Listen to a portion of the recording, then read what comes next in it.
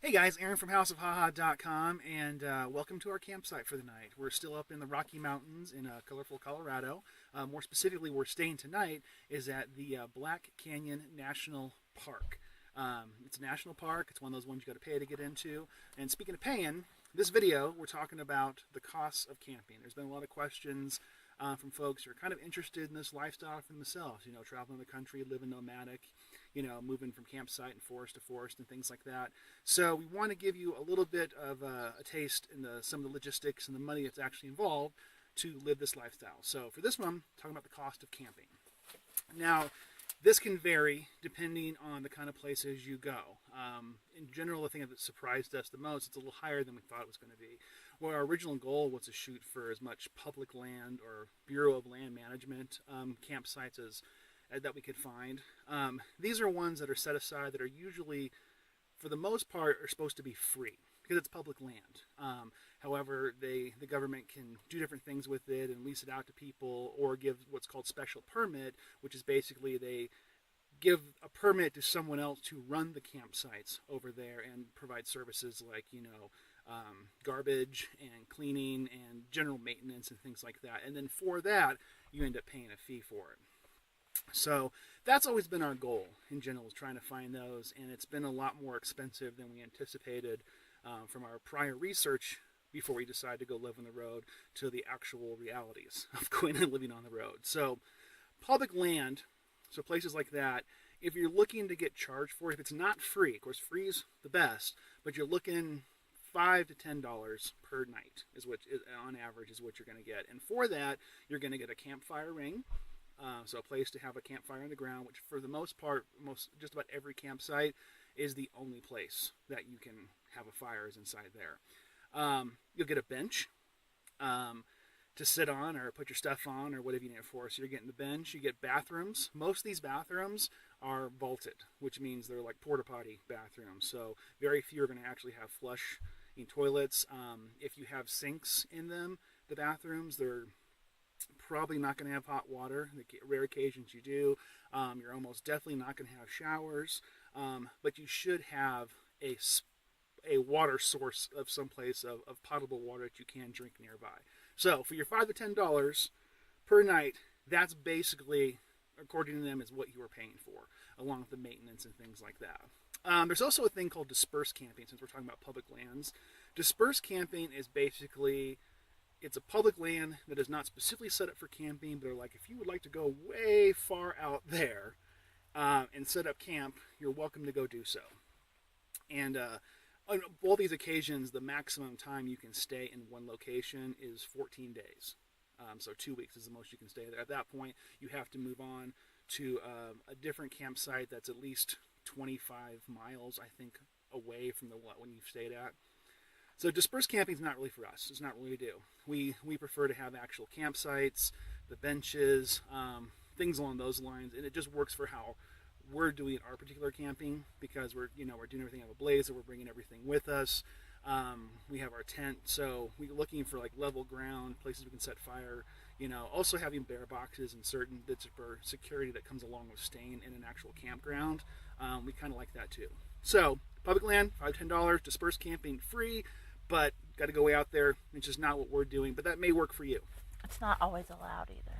Oh, it's not always allowed. It has to specifically say, that you can go out there and go camping out in those spots, and it's usually you have to travel a specific distance from the actual road that it's on, like 300 feet.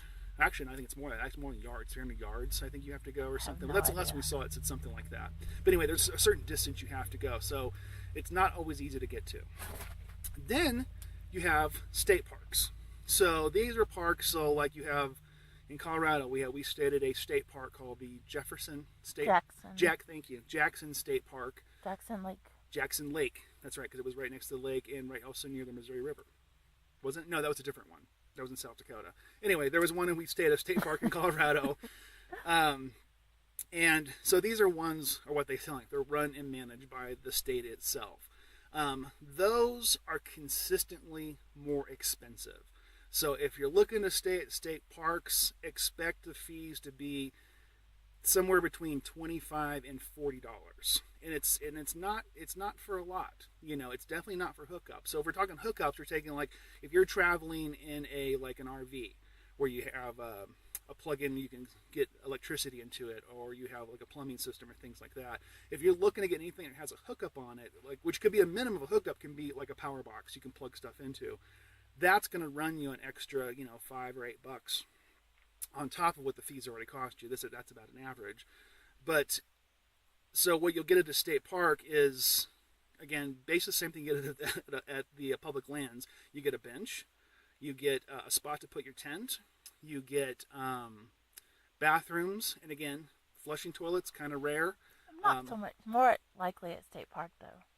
Yeah, it is true. Your odds of finding, if toilets are really what you're kind of concerned about, for some people it is, and we understand that, because we've kind of learned to sort of judge a park based on the condition of its bathrooms. We found this to be a good, a good litmus test to kind of see how whether we want to stay there or not. So the state parks, you probably will find bathrooms that maybe, I don't know, half the time will have a flush toilet on it, but don't be surprised if it's a vaulted toilet. If you're going to be in California, which is a whole bunch of camping through there, because of the droughts and cutbacks, you are more likely going to find vaulted porta potty toilets than you're going to find an actual flush toilet. And again, whether you have hot water or not, state parks, you'll probably be more inclined to find hot water, running the taps and stuff there. You'll also, have better odds of finding showers, not free showers though. Again, it depends where you camp. These are generalities, so it kind of depends where you look around, where your state is, and where you pre-research about where you want to go. But showers are not, about maybe half the time you might find them, or a little less than half the time you'll find them at the state park, but you're going to pay for them. And we're talking like, was it $3 for, 5 minutes of shower or something like that? Okay, so state parks. On top of state parks, in addition to the camping fee you're going to pay, expect at some states to pay a day use fee. So I'll give you an example of what I mean. So you pull into the park, the state park, and they're going to charge you, say, $5 to $7 just to bring your vehicle into the park, just for a day use fee. And then if you want to camp there, you're going to have to pay an additional camping fee on top of that. So don't just average in for your budget, for just the camping cost alone. You also have to count some places you're going to pay an extra $5, $7 for the camp for a day use fee too. And again, this is all per day. So if you want to stay 3 or 4 days, multiply those by that, and that's how much you're looking for the out of pocket on this. Now, next thing you have is your national parks. Now, those are a little bit more price friendly. If you're looking for something that's kind of in between, like it's not expensive to the state park, but it maybe have a little bit more than, say, public land has available, then you want to shoot for your national parks. Bathrooms, again, hitting most of the times, in our experience, it's not been flush toilets, it's been vaulted toilets. I think that's just kind of direction camping is going these days. Well, it's true for bathrooms. Like, have you seen many flush toilets? No. Because we look. No, and sometimes it's unfair. Like one campground will have them and one won't. Yeah, and you're still expected, even some places you'll go where they'll have the water turned off, and they still expect you to pay the same fee, which we think is a little messed up, because if you're going to limit my services, then I shouldn't be paying as much, or I should be letting me stay there for free, because, especially if it's public land. So for the national parks and national forests, so national parks, you're going to run about $18 to $25 per night for a campsite. And you also have to pay to get in. And you have to pay it again. That's the other thing. And then for the national forests, you're looking at about $7 to $25 for campsites in there. Again, all the same basics: firing, table, bathrooms, stuff like that. Garbage service, that's the other thing. Some places have garbage service where you can just, dump your stuff into the dumpster there. Other places say you got to pack it out with you.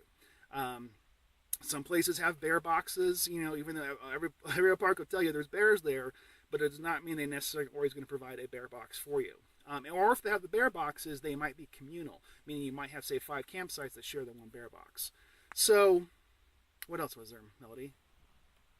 We were talking about national parks. We got our national forest. Oh, tell them how much we're paying today. We're here in the Black Canyon That's National one reason we thought Park. to talk about today, because you know why? Because we're super grateful, because it was free. This national, here at the Black Canyon National Park, they're not charging anything. You know why? Because they turn the water off. If they're not going to have any water for you, the bathrooms are very limited, and also they have this one camp section here that has like 3 loops, an A, B, and C loop, B and C are shut down because of the winter months. A is the only one open. So because of that limitation, boom, today's free. So that we are very super grateful when we come across stuff that has all these little extras like this. Even about the water, because we pack and bring our own water with us. So that's really not a big deal. So in general, what you're looking at, oh wait, no, one more thing I forgot to talk about in your camping expense. Because not just the place to stay, not just the day use fees and all that stuff, firewood. Some places, I don't know if you know, there's snow behind me right now. Where I got mittens on. It's cold. It's like 37 some odd degrees where we are. So some of you guys might want firewood. Now, if you want to go buy a bundle of firewood, depending on what state you're in, part of the country, this will vary, but on average, you're looking for at least $7. $7 for a bundle of wood, about yay big. That's like, I don't know, 8 pieces of wood. Maybe something like that. And again, this is very generalities here, but it's one good sized fire worth. It's usually. one good sized fire. So for $7 is basically what you're paying for one fire. Now, if you average that over a month, if you're the kind of person who wants a fire every day, 7 times 30 days equals $210, which is almost as much as some people spend for their utilities, or things like that. You haven't even included water, in the cost of that yet. And then if you take the averages, so we're saying at approximately $25 per campsite. And again, it would depending be where you easy to pay that much. It'd be easily to pay that much. I'll give you an example. You go camping on the southern coast of California. I'm talking like right on the coast, on the Pacific Coast Highway. Expect your cost to be $45 for a campsite.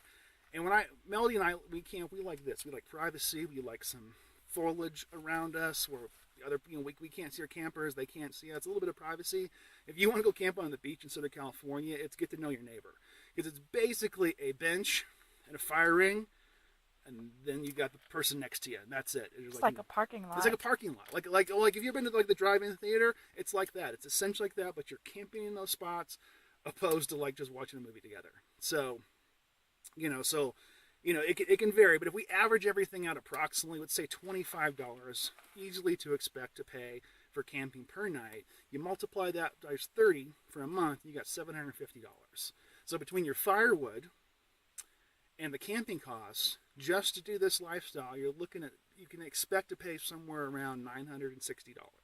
So a little less than $1,000 a month. Now, Melody and I have been doing this for 4 months now, and we've learned through experience. We found like we don't always need a campfire. We found this is not a necessity for us. We've also found that at some places you can certain parks will allow you to collect firewood, other people won't. So there's things we wanted to work around this, bringing our own, own water with us. We don't have to rely on about a park doing it. As much research ahead of time, you can look into what the costs are of places before you travel to them. All these little things we figured to try to save us some money. Because on average, we've gotten our cost for everything, not just this expense, but all our expenses, around $1,000 a month, which includes our food, gas, insurance, phone, all the things that require us to live, and kind of do this. So we'll share a few more of those tips with you, as we do more videos like this, talking about the logistics and the life of doing this kind of stuff. And we're grateful today's free. We're grateful that we did not pay for today. So thank you very much to Colorado for being reasonable, having a very reasonable mind about this and not charging when you're not providing services. So 2 thumbs up for you guys. Go to houseofha.com. Buy all the goodies you can find there. Great Christmas gifts. Great all-year-round gifts. Hanukkah. And Hanukkah. We got something for everybody. And obviously we need you to go there because you can see how much it costs to do this. So if you want to help us support this journey and get to the next level, go to houseofha.com. We're really grateful for it. We appreciate it. We're grateful for this free day. And I think you should have a reasonable day. Thanks for checking in.